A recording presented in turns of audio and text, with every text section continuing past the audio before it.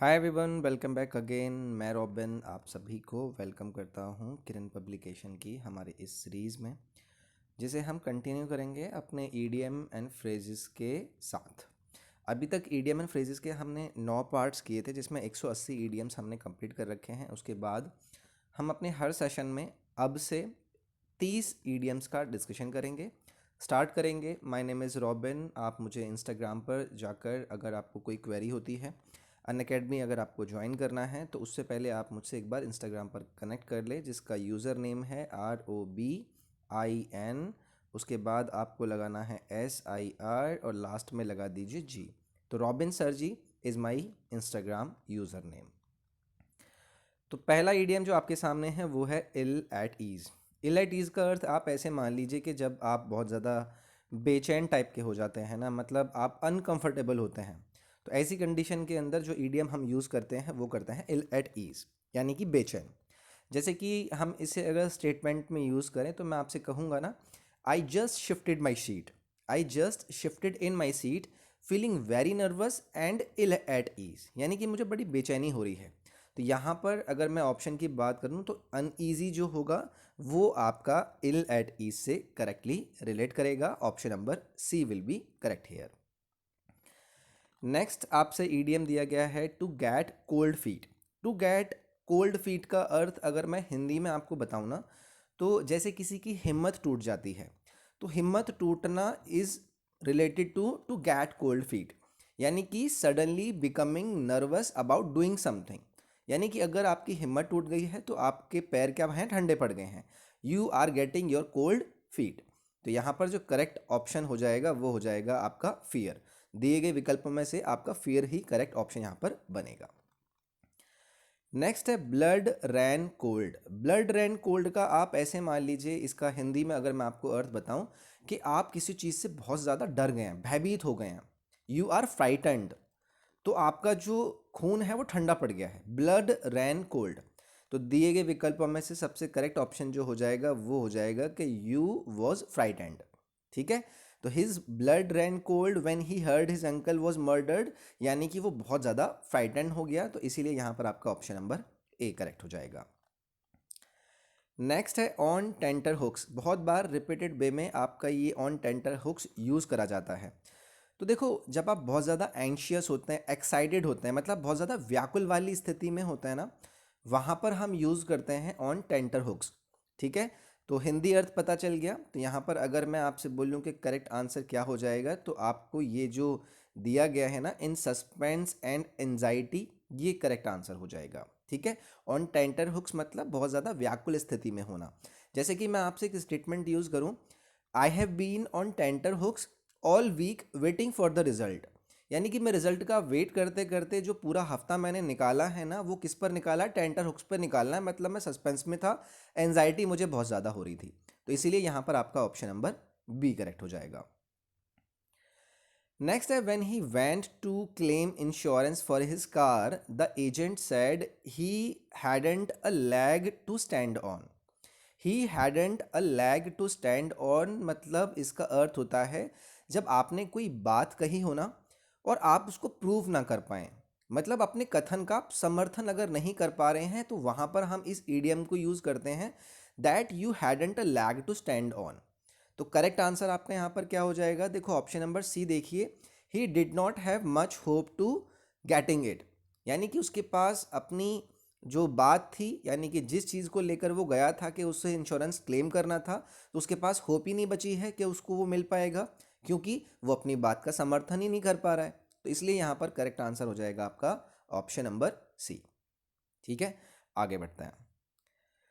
Next है the angry hockey players gave vent to their feelings.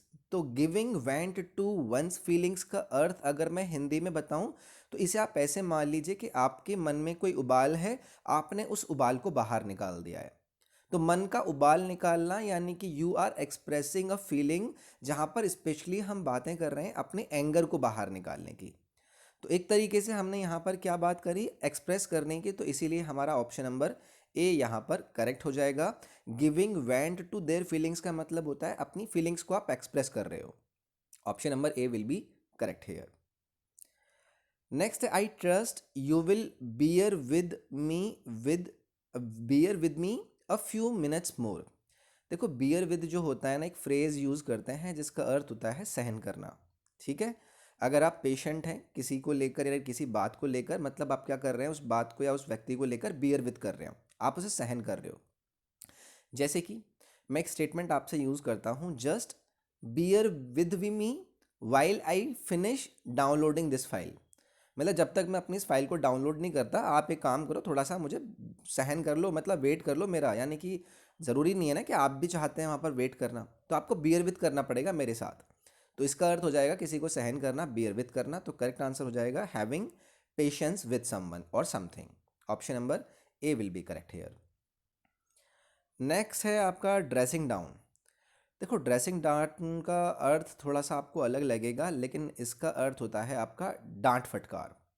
ठीक है, यानी कि एक ऐसी स्थिति या फिर ऐसी ओकेशन जब कोई भी व्यक्ति गुस्से में किसी दूसरे व्यक्ति से बोलता है कि क्योंकि उसने कुछ गलत काम कर दिया हो, यानी कि आप डांट फटकार लगा रहे हो। तो डांट फटकार लगाने के लिए आप जो ईडीएम यूज़ करते हो वो करते हो ड्रेसिंग डाउन। तो देखो थर्ड ऑप्शन आपको क्या दिया गया है, गिव अ स्कोल्डिंग। स्कोल्ड का मतलब क्या होता है, किसी को हड़का देना। तो यही आपका यहाँ पर करेक्ट आंसर हो जाएगा, गिविंग अ स्कोल्ड। या फिर ड्रेसिंग डाउन का मतलब क्या हो जाएगा कि आपने किसी को क्या कर दी, डांट फटकार लगा दी। तो सी ऑप्शन यहाँ पर आपका करेक्ट हो जाएगा।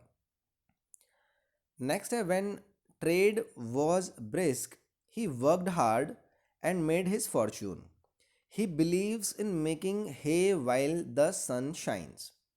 तो ईडीएम आपका यहाँ पर क्या है, making hay while the sun shines. देखो हिंदी में अर्थ होता है जब आपको कोई मौका मिले और आप उसका फ़ायदा उठा लें। ठीक है, तो आपको स्टेटमेंट में जो बातें कही गई थी कि जब जो ट्रेडिंग थी वो ब्रिस्क की अवस्था में थी, तो उसने क्या किया, हार्ड वर्क किया और उसने अपनी फॉर्चून को बनाया। वो बिलीव करता था making hay while the sunshine, यानी कि जब उसको मौका मिलेगा वो उसका फ़ायदा उठाएगा। तो वही है ऑप्शन नंबर ए में, देखिए आप, taking advantage of a favourable opportunity. जब उसको मौका मिलेगा तब वो एकदम काम कर देगा अपना। तो यहाँ पर आपका ऑप्शन नंबर ए हो जाएगा correct. Making hay while the sunshines means taking advantage of a favourable opportunity. Next है when they were surrounded from all sides the dacoits laid down their arms. देखो लेड डाउन देयर आर्म्स का अर्थ होता है जब आप अपने हाथ अपने हथियार डाल देते हैं। ठीक है, तो अगर आप अपने हथियार डाल देंगे तो देखो यहाँ पर ऑप्शन नंबर आपको 3 में क्या दिया गया है, सरेंडर्ड। तो जब आप अपने हथियार नीचे रख देते हो तो एक तरीके से आप क्या करते हो, हथियार डालने का मतलब क्या होता है, या आपने सरेंडर कर दिया है। तो ऑप्शन नंबर सी यहाँ पर आपका करेक्ट हो जाएगा। लेड डाउन देयर आर्म्स मतलब यू हैव सरेंडेड। नेक्स्ट है ओवर हेड एंड ईयर्स। बहुत ही इंपॉर्टेंट है, इसको कभी कभी गलत भी कर देते हैं। ओवर हेड एंड ईयर्स का अर्थ होता है जब हम बात करते हैं कोई बहुत ज़्यादा किसी चीज़ का होना। कंप्लीटली बोल दीजिए, वेरी मच बोल दीजिए। तो यहाँ पर कंप्लीटली जो आपको अर्थ देगा वो विकल्प नंबर बी देगा, जिसमें आपका ईडीएम यूज़ करा गया था ओवर हेड एंड ईयर्स। तो यहाँ पर आपका बी ऑप्शन हो जाएगा करेक्ट। ठीक है, जैसे मैं एक स्टेटमेंट यूज़ करूँ, that he was over head and years in trouble. तो यानी कि कंप्लीटली ट्रबल के अंदर था वो। ठीक है, तो option number B will be correct here. Next catch a tartar. Catch a tartar भी कई बार पूछा जा चुका है। तो ये कैच अ टर्टार का अर्थ होता है कि आप इसमें किसी शत्रु के सामने आ जाएं। ठीक है, और जो कि आपसे ज़्यादा बलशाली हो। तो that means catch a tartar का अर्थ हो जाएगा when you are dealing with someone और something that proves unexpectedly troublesome और पावरफुल। अचानक से सामने आ जाए तो दैट मीन्स आप क्या कर रहे हो, टर्टार को कैच कर रहे हो, जो कि आपका क्या है, आपका प्रतिद्वंदी है या फिर आपका शत्रु है। तो यहाँ पर आपका ऑप्शन नंबर 2 देखिए आप, to deal with a person who is more than one's match. यानी कि हमारी अगर मैच से वो ज़्यादा है, हमसे ज़्यादा बलशाली है और हमें वो डील करना पड़ रहा है, तो यहाँ पर आपका कैच अ टर्टार हो जाएगा करेक्ट ऑप्शन, यानी कि बी विकल्प will be correct here. Next जो ईडीएम है वो दिया गया है आपको, to stand on his feet. मेरे ख्याल से ये सभी आंसर कर देंगे। To stand on his feet का अर्थ होता है जब हम किसी को उसके अपने आप पर आत्मनिर्भर होने के लिए बोलते हैं कि अपने पैरों पर खड़े हो जाओ, आत्मनिर्भर हो जाओ। तो यहाँ पर टू बी इंडिपेंडेंट यानी कि आत्मनिर्भर होना करेक्ट आंसर हो जाएगा। विकल्प number B will be correct here. Next crying for the moon. Crying for the moon, देखो अगेन यहाँ पर भी आपका वही हो जाएगा। अगर आप किसी एक ऐसी चीज़ की इच्छा कर रहे हो जो कि आपकी पहुंच से परे है, एक तरीके से वही हो गया ना कि आप मून को पाने के लिए रो रहे हो। तो what you are doing, you are asking for what is unattainable और इम्पॉसिबल। तो अगर आप किसी इम्पॉसिबल चीज़ की इच्छा रख रहे हो या फिर ऐसी आकांक्षा रख रहे हो जो कि आपको प्राप्त नहीं हो सकती, तो आप क्या कर रहे हो, क्राइंग फॉर द मून आप कर रहे हो। ठीक है, तो यहाँ पर थर्ड ऑप्शन देखिए, टू वांट द इम्पॉसिबल, यानी कि कोई ऐसी चीज़ जो कि इम्पॉसिबल है उसको आप चाहते हो, तो उसके लेकर हम जो ईडियम यूज़ करते हैं वो करते हैं crying for the moon. Next है cap in hand. Cap in hand का अर्थ आप ऐसे मान लीजिए कि आप गिड़गिड़ा रहे हो, आप गिड़गिड़ाते हुए हुए कुछ बात कह रहे हो। You are asking someone for money और help in a polite way, जो कि आपको अशेम फील करा रहा है। मतलब आप गिड़गिड़ा रहे हो किसी के सामने, तो आप क्या कर रहे हो, you are capping in hand. तो यहाँ पर आपका इस ईडियम का अर्थ जो बनेगा वो बनेगा क्या, इन अ रिस्पेक्टफुल मैनर। यानी कि आप क्या कर रहे हो, उसके सामने हाथ फैला रखे हो, रिस्पेक्टफुली उससे बोल रहे हो कि प्लीज़ मेरी हेल्प कर दीजिए। तो दैट मीन्स ईडियम जो आपका बनेगा वो बनेगा कैप इन हैंड। नेक्स्ट है to take to heart. To take to heart का अर्थ आप ऐसे मान लीजिए कि किसी चीज़ का दिल से लगना, या फिर किसी चीज़ को दिल से लगा लिया आपने। To be very upset by something that somebody says और डर्स। जैसे मान लो कि आपसे किसी ने कुछ बात कह दी और आपके दिल पे लग गई वो, तो आपने उस बात को क्या कर लिया है, you have taken that thing to your heart. तो यहाँ पर अगर आप किसी चीज़ को बुरा मान गए हो, दिल पर लग गई है, तो उसको आप बोलोगे टू ग्रीव ओवर। यानी कि आपको उसको लेकर क्या लग रहा है, बुरा लग रहा है, आपको अच्छा नहीं लग रहा है। तो इसलिए यहाँ पर आपका करेक्ट ऑप्शन हो जाएगा ऑप्शन नंबर बी। नेक्स्ट है ह्यूमन सर्विस। ये कई बार पूछा जा चुका है और ये इंपॉर्टेंट भी है। ह्यूमन सर्विस का अर्थ होता है अगर हम किसी बहुत ज़्यादा यूज़फुल काम की बात करते हैं। ठीक है, तो अगर मैं यहाँ पर ऑप्शन की बात करूँ तो एक्सेलेंट वर्क यहाँ पर आपका करेक्ट हो जाएगा, वेरी यूज़फुल वर्क। ओके, तो ये यहाँ पर आपका करेक्ट आंसर होगा, option number B will be correct here. Next है in the blues. Hindi blues का आपको मैं हिंदी में अर्थ बताऊं तो जब किसी व्यक्ति के अंदर ऐसी फीलिंग होती है ना कि वो सैडनेस और डिप्रेशन वाली फीलिंग के अंदर होता है, तो हम उसको बोलते हैं that he is in the blues. तो इसका जो करेक्ट ऑप्शन होगा वो होगा चीयरलेस एंड डिप्रेस्ड। मतलब वो क्या है, उसको एकदम सैडनेस हो रखी है, डिप्रेशन में है, तो वही आपको यहाँ पर करेक्ट ईडियम देता है, cheerless and depressed. Option number A आपका यहाँ पर करेक्ट हो जाएगा। नेक्स्ट है स्ट्रॉ इन द विंड। ये भी कई बार पूछा जा चुका है। तो देखो, अगर मैं आपसे कहूँ स्ट्रॉ इन द विंड, इसका अर्थ आपको एक तरीके से ये निकलता है कि आपको हल्का सा एक साइन मिले कि भाई आपके फ्यूचर के अंदर क्या होने वाला है। यानी कि संभावनाओं का आपको छोटा सा संकेत मिल जाए कि ऐसा हो सकता है आगे चल के। तो वहाँ पर आपको जो करेक्ट ईडियम यूज़ करना होता है वो करना होता है straw in the wind. Correct option आपका यहाँ पर क्या मिलेगा, an indication of what might happen. यानी कि अगर आपको हल्का सा एक अंदेशा हो जाए कि ये होने वाला है, तो उसको हम लेकर बोलते हैं स्ट्रॉ इन द विंड, जो कि आपको ऑप्शन नंबर डी यहाँ पर बताता है। नेक्स्ट है to call it a day. ये भी कई बार पूछा जा चुका है।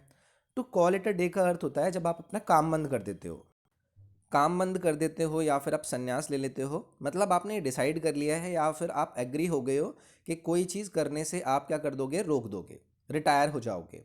तो वहाँ पर हम जो ईडियम यूज़ करते हैं वो यूज़ करते हैं to call it a day, जो कि आपको क्या दिया गया हुआ है, ऑप्शन नंबर वन के अंदर दिया गया है टू कॉन्क्लूड प्रोसीडिंग्स। यानी कि जो भी प्रोसीडिंग्स आप कर रहे थे उनको आप ख़त्म कर रहे हो। तो इसका अर्थ क्या हो जाएगा आपका ईडीएम के रूप में, to call it a day.